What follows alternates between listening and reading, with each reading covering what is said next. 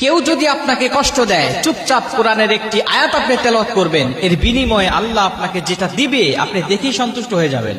কেউ যদি আপনাকে কষ্ট দেয় তার উপরে বদদোয়া করবেন না, তার জন্য মানুষের কাছে অভিযোগ করবেন না, আপনি অভিযোগ করবেন আল্লাহ পাকের কাছে ছোট্ট একটি আয়াত তেলাওয়াত করে, আসমানের দিকে মুখটা উঁচা করে আপনি আল্লাহ পাকের কাছে ছোট্ট একটি আয়াত তেলাওয়াত করবেন।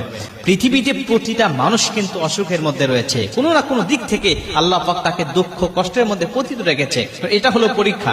পৃথিবীতে কোনো মানুষ পরিপূর্ণ সুখী নয়। আমরা দু চোখে যাদেরকে দেখি বাহ্যিক দিক থেকে আমরা মনে করি ওর মতো সুখী মানুষ মনে হয় কেউ নাই, ওর গাড়ি আছে, বাড়ি আছে, নারী আছে, সয় সম্পত্তি, সব কোনো কিছুর অভাব নাই তার, নিঃসন্দেহে পরিপূর্ণ সুখী মানুষ।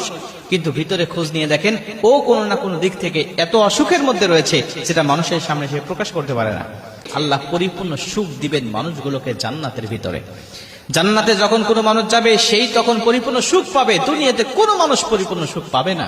এজন্য আপনি যখন কষ্টের মধ্যে পড়ে যাবেন, আপনাকে যখন দুঃখের মধ্যে ফেলে দেওয়া হবে, কেউ আপনার মনে যখন আঘাত করবে, কষ্ট দিবে, আপনি তার জন্য বদদোয়া না করে আল্লাহ পাক পবিত্র কোরআনে একটি ছোট্ট আয়াত নাজিল করেছেন, সূরা ইউসুফের ৮৬ নম্বর আয়াত। আল্লাহ পাক বলছেন, ইন্নামা আশকু বাসি ওয়া হুজনি ইলাল্লাহ। ইউসুফ আলাইহিস সালাতু ওয়াস সালামকে যখন কূপের মধ্যে ফেলে দেওয়া হয়েছিল এবং বলা হলো যে তাকে বাঘে খেয়ে ফেলেছে, ঠিক সেই মুহূর্তে ইউসুফ আলাইহিস সালাতু ওয়াস সালামের পিতা যখন শুনতে পারলেন আমার কলিজার টুকরা সন্তান নাই, তখন তিনি তার বাকি 11টা সন্তানের উপর লানত করলেন না, তাদেরকে ধমক দিলেন না, তাদেরকে আঘাত করলেন না। তিনি আসমানের দিকে মুখটা উঁচা করে ডাক দিয়া বললেন, ইন্নামা আশকু বাসি ওয়া হুজনি ইলাল্লাহ।